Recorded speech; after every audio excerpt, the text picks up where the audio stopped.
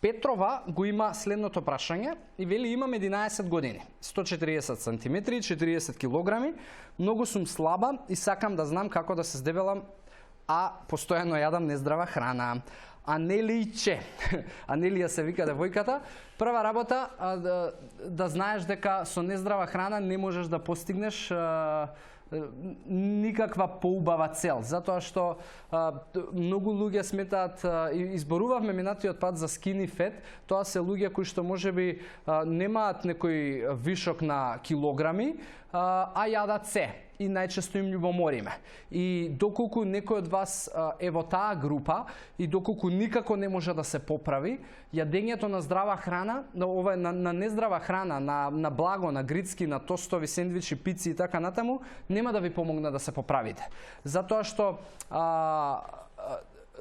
телото за да покачи килажа, но на правилен начин, му треба правилен градажен материјал. А сами сме свесни дека нездравата храна не е правилниот градажен материјал. Ако мене ме прашуваш, јас прво би те советувал да провериш кој е твојот калориски трошок на дневно ниво, односно колку твоето тело во 24 часа согорува калории. И ако речеме дека на овие години, на оваа конституција твоја, твојот базален метаболизам и потрошувачка на калории е 1000, ти би требало да одиш во суфицит, односно да покачиш можеби 500 повеќе од тоа или 1000, зависи какви ти се активностите во текот на денот, и тие 2000 калории кои што ти ќе ги јадеш во текот на денот треба да бидат со добри хранливи вредности. А тоа подразбира да има едно 5-60% јаглехидрати, да има едно 30% протеини и масти, се разбира витамини и минерали како микронутриенти, и на тој начин да го поттикнеш телото да добива вишок на калории, но од правилните извори, затоа што исклучиво само на тој начин може да се поправаш. И повторно, не брзај, иако си се уште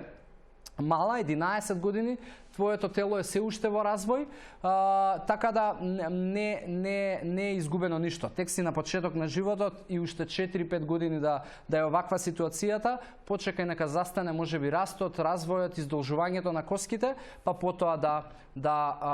се стремиш кон зголемување на килажата, но немој те молам да го правиш тоа со нездрава храна, затоа што особено е сега важно во твојот раст и развој да даваш добар градежен материјал кога е најпотребно. Сега си во најголем раст и развој, затоа труди се и замоли ги твоите дома да ти помогнат